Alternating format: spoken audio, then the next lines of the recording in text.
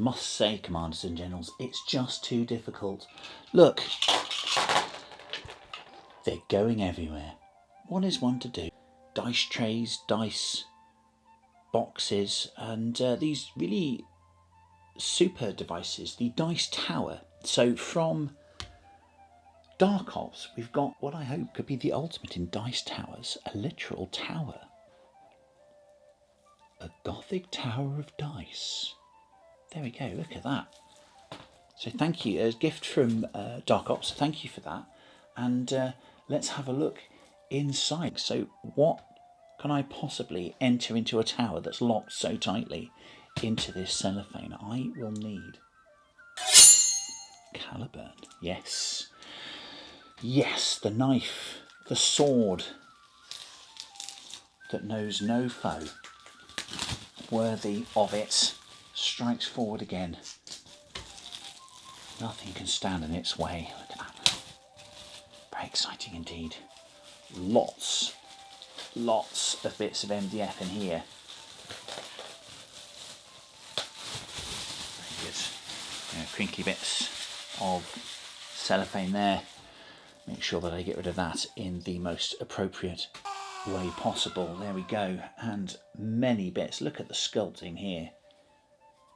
I mean, it's part dice tower, but it's also part piece of terrain as well. Oop, that's a bit. It's all cut very finely, so the bits here are extraneous that fall out, like so. But these bits are always really nicely cut. And generally I find Darkops, the stuff's cut very well, so there's not a lot of tabbing, not a lot of tab on the sprue to process it after I take things out of the sprue. Wow, look at that. So yes indeed, that's going to be the floor plan there. Like so.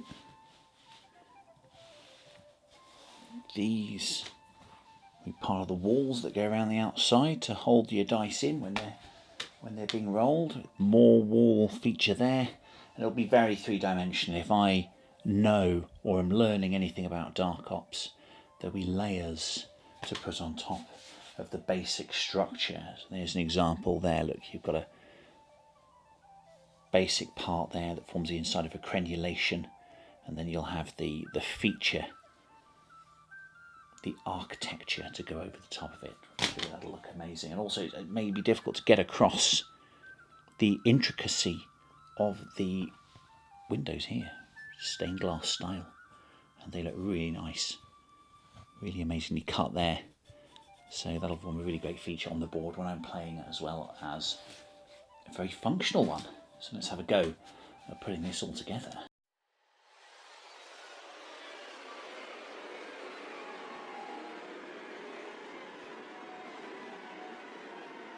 So it's probably a bit hard to see there. It's turned over. We've got little angled holes there. There's one there, and there, one there. That's probably for angled floors so that your dice bobble about in there nicely, so you get a good roll and are deflected out of the bottom of the tower at the end of the roll. So there we go. I've got to put this together in the right way, I would assume, so all the bits fit inside. So what shall I do there? Probably try and construct the two sides first before I put the back and the front on. Let's try doing that and see if that works. So I think these two bits here, because there's no outward architecture on them, and I think that one at the top, so the dice can go through them, and probably they're just going to land on that one and get deflected out of the tower into the graveyard. Oh, very spooky.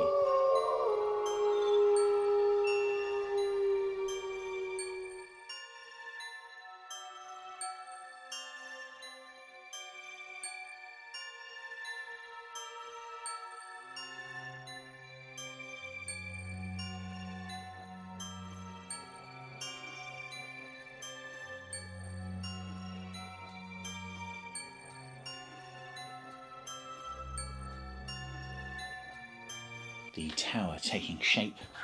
You see the idea with the angled inserts there. In go the dice, and out they come.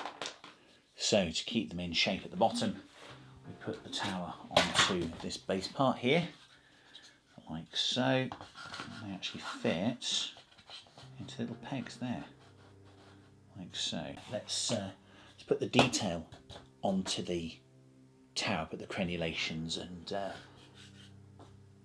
three-dimensional features onto it now.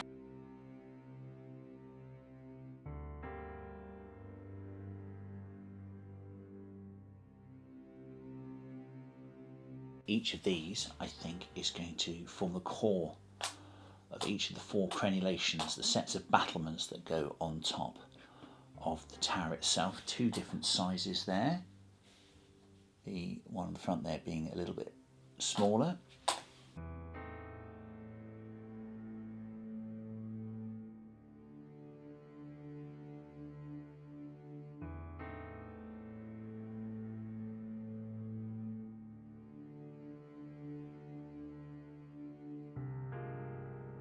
These bits, still trying to work it out.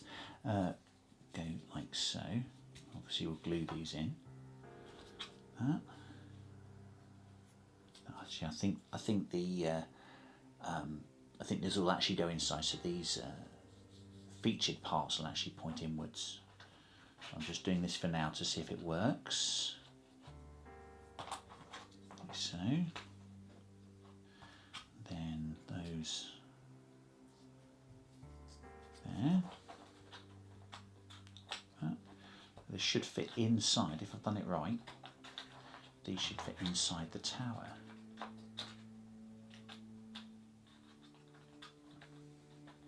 Okay, so working it all out. There we are. That should fit inside the tower. Hey, there we go. Good. So that's the internal part of the battlements. Then these bits with no feature on them go on the outside, and they'll go above like that. And then the final feature, the longer features, go on the top like so, so that the bit sticking down there goes inside, and then the rest of it just seats on top of the tower, if that makes any sense.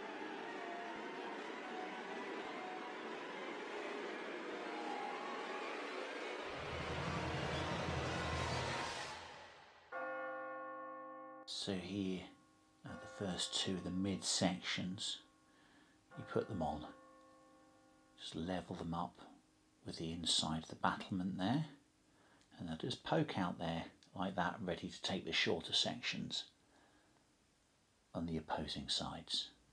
Very good. So then finally, the outer parts, again 2 different sizes.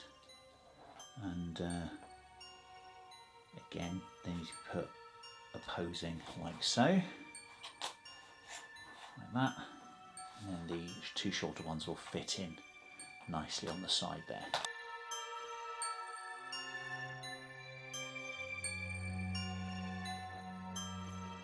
And so we have the block of crenulation there on the top, and then I think these are little caps that go on the top. So the thing about Darkops is they don't like you to be able to see the joinery. It's all about creating the wonderful illusion of 3-dimensionality. Is that even a word? I've no idea. And you know, this has got to look like it's made by a stonemason. So these little caps are provided to go on the top. There we go, some more there.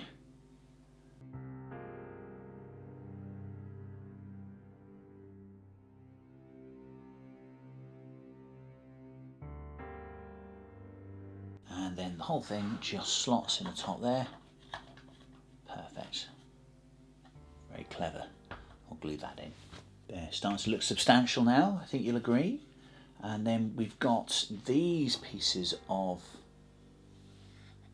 joinery here, the tabs that hold the tower walls together, and again Darkops provide these pieces of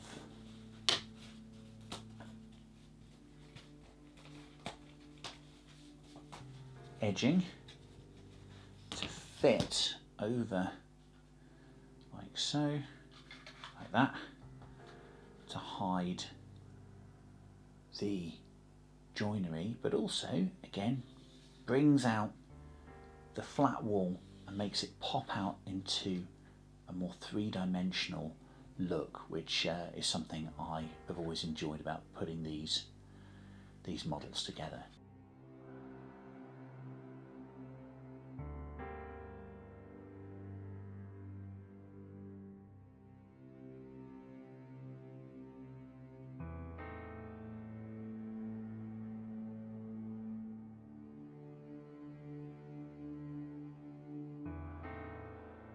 A slight change I had to make. I didn't realise some of these features here are quite fat.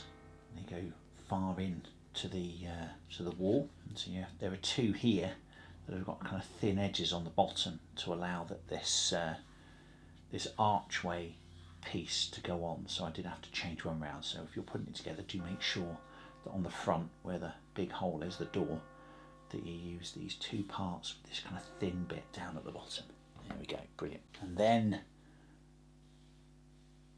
the frames to windows.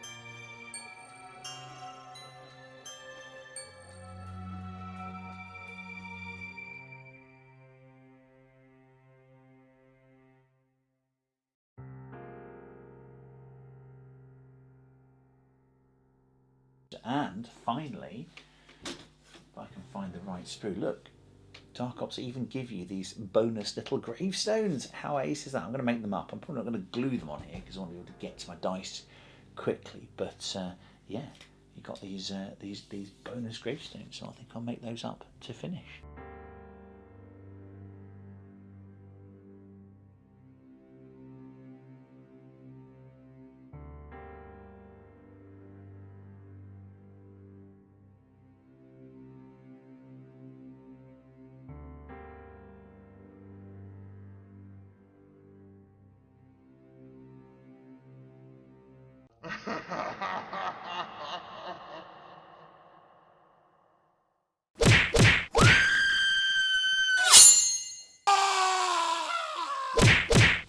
There we go, what a fine piece that is. So I've put a basic paint job on it, bit of sandy ochre colour and some grey in there with a little bit of ink wash, and it looks fabulous, doesn't it? Brown bit of leading there of gunmetal for the leading of the windows, and I think that looks great. And hey, it's got a use too. Look at that, works perfectly. I'm very pleased with that. How did I do? Oh, I'm sure I'll win a game with that roll, won't I? So there we go, Commanders and Generals, the Darkops Dice Tower. So always remember to roll a 6 when you need it.